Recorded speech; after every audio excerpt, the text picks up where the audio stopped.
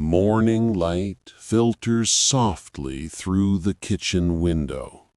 On the table, a bottle of apple cider vinegar, a cup of warm water, and a silver spoon.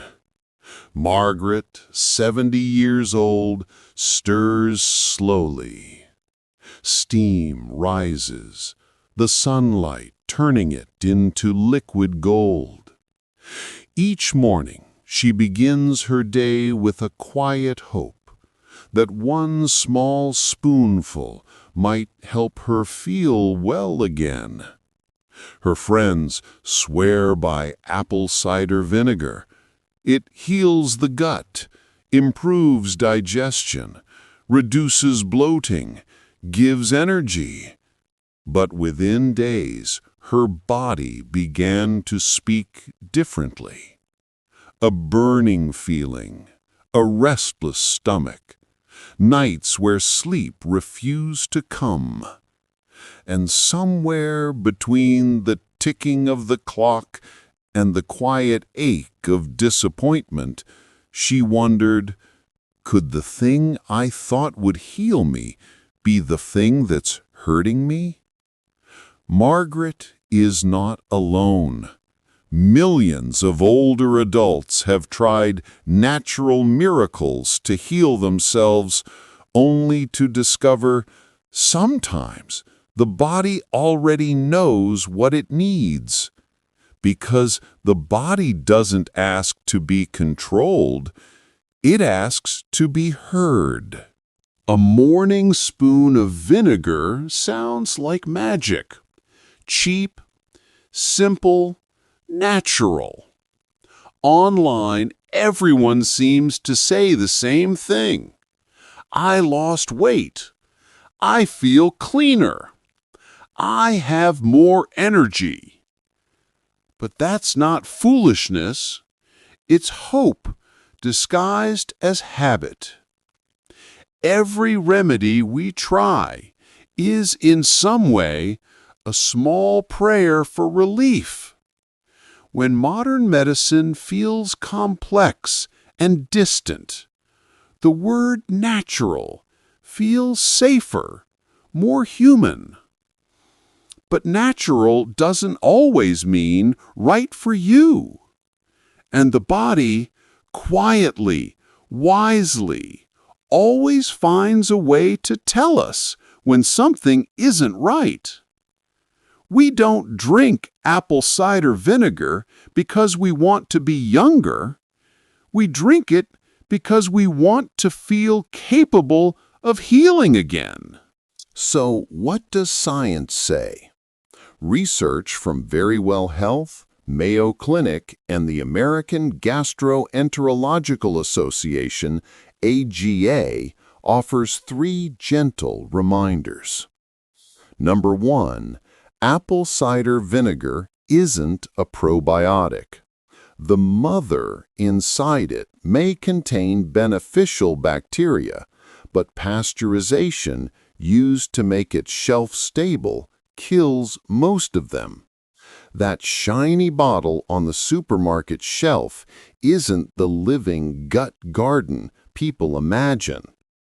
It may help digestion for some, but it's not a replacement for true probiotic foods. Verywell Health notes. Number 2, acid is a double-edged sword. Yes, vinegar can kill harmful bacteria, but its high acidity can erode tooth enamel and irritate the stomach. The American Dental Association warns, if you drink it, always dilute it, at least 1 part vinegar to 10 parts water, and use a straw. For older adults, sometimes the kindest thing you can do for your stomach is to stop adding more acid and start adding gentleness. Number 3, the nuance few people mention. For those with acid reflux or gastroparesis, a condition common among seniors and people with diabetes, vinegar can actually slow digestion. causing bloating and nausea. Very Well Health notes, people with reflux or gastroparesis should avoid apple cider vinegar as it may worsen their symptoms. So the burning Margaret felt wasn't her fault. It was her body speaking clearly. This isn't for me.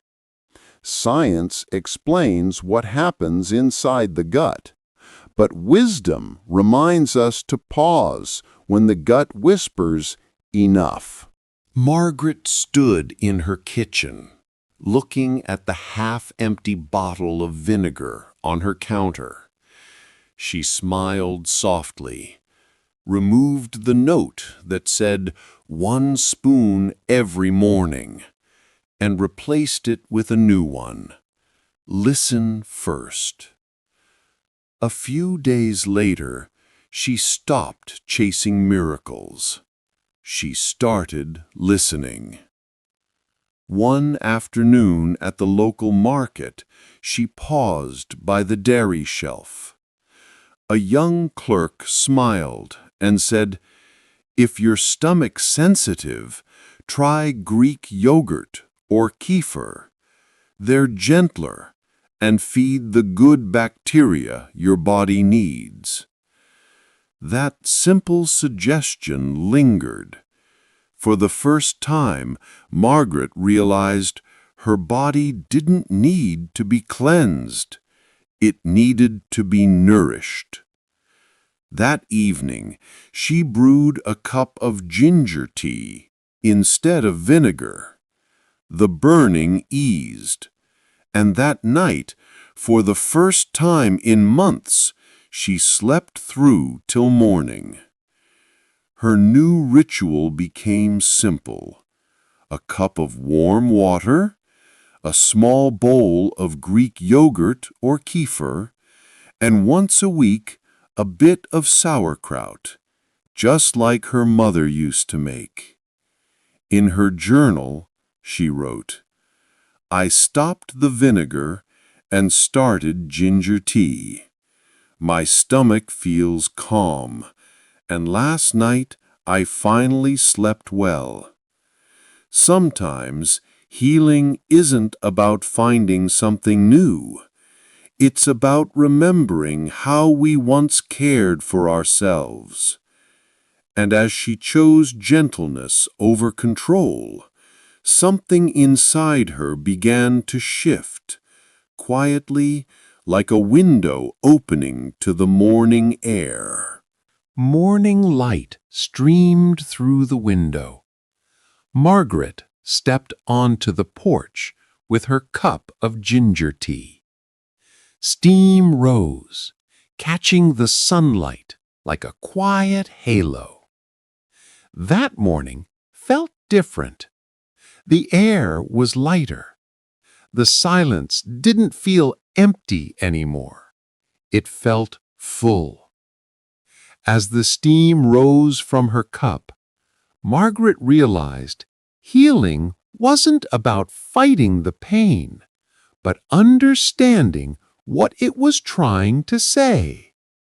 She smiled, not because everything was perfect, but because she finally stopped trying to be.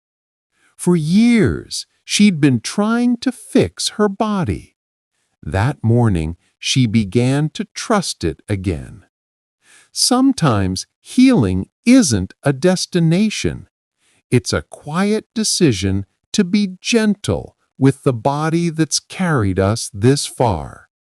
And in that gentleness, she didn't just find comfort, she found herself again. And maybe that's where every healing story begins, not in medicine, but in the moment we choose to listen. What about you? Has there ever been a piece of health advice that made you pause and wonder?